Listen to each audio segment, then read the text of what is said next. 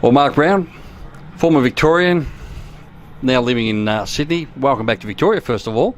Yeah, no, it's good to be here. You know, we drove down last night, got Caden's car down here, so looking forward to nice racing, and hopefully we get a good result.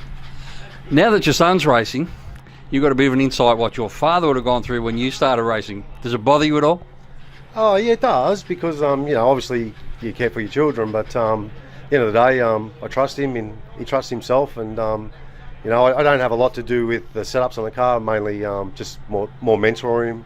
No, he's doing a good job, and I'm pretty proud of him. He is doing a very good job, and another third-generation racer, so I suppose it was fairly inevitable, wasn't it? Your dad raced speed cars, and you raced speed cars for a long, long time, and, now he's gravitated naturally towards it. Yeah, well, he's actually fourth generation, because my dad's uncle also raced, so he's actually a fourth generation, my grandfather's brother. So, I think the history of the Brown family's been around for a long time, definitely over 50 years, that's for sure. Well, that's amazing. Fourth generation doesn't happen very, very often. That puts you in the same category as the Braziers. Mate, yourself, normally, I don't think you expected to be watching your son race and having to not race yourself, except for that horrific accident you had up there in Sydney. How are you feeling physically? Oh, not real good. I mean, you're probably never going to recover from it. I had a fracture in my neck and broke the collarbone pretty bad, but it's still pretty numb, and it's, 15, 16 months after the accident. To race these cars, you've got to be pretty fit, and I guess that's where I'm probably not interested in training and that's what a lot of the older guys are doing, like your Nathan Smees and that. But I do miss it. I do miss the racing, but I don't miss the hard work.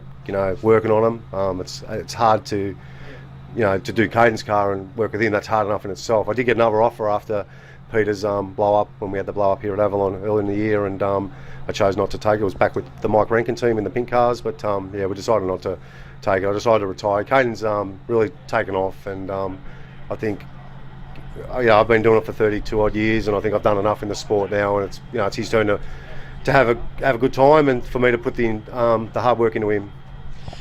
Your wife had to watch you go through that, which that would have been bad enough for her, but now to have her own direct flesh and blood in the car, does it bother her? Is she a bit nervous about this? When the accident happened, she was pretty strong through it. Like she understands that it's what we all go through. But when Caden started, it was definitely like Dad was more worried. My dad, he was more worried about what Belinda thought than what I was thinking and what Belinda was thinking. So yeah, it's pretty hard for her, but she also knows that she can't stop him. It's his passions, what he wants to do. He works awfully hard on the car. Like he does all his own base setups in the shed before we get to the track, and then my crew chief is in America at the moment.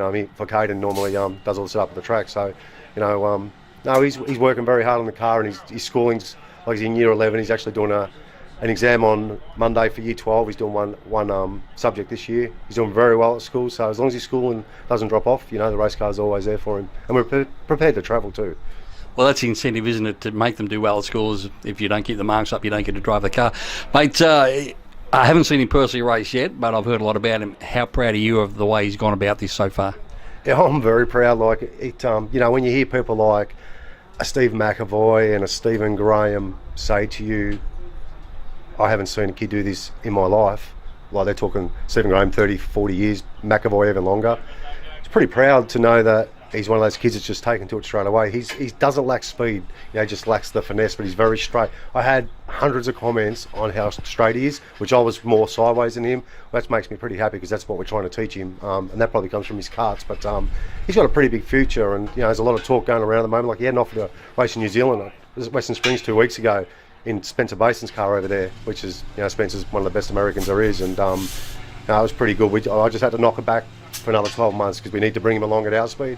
Get him to do the right things, and then hopefully he can let loose. And I think he's got a bigger future. Like I think he's already set quicker lap times than me at Parramatta, and I've been racing there for 25 years, 30 years. So he's definitely got something. His last race, he had a pretty big dump, and tonight will be a test for him to make sure he can handle it and get back into it. He's pretty confident, and he's definitely excited. And having people like Nathan Smee, who's mentoring him as well. Nathan Smee's just taking it, Caden, like you have no idea.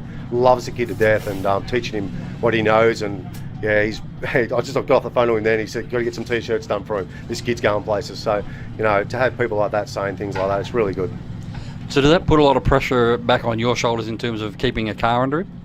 100%. Without my father, my dad's obviously helped me a lot. People like Paul and Domain Ramsey's been excellent with Caden.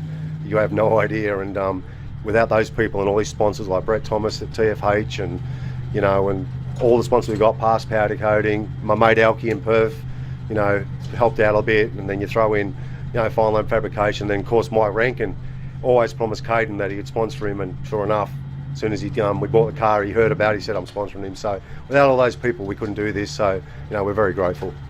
That's fantastic, dear. We look forward to seeing him tonight, mate, and congratulations on the way he's going about his racing, and we look forward to a long future for him. Yep, definitely. You know, people said I'd probably get a sprint car ride one day. Not if I can help it. If I can keep in midgets, I'll keep in there as long as I can, because I love these things, and you know, there's history, and that's what I like, history.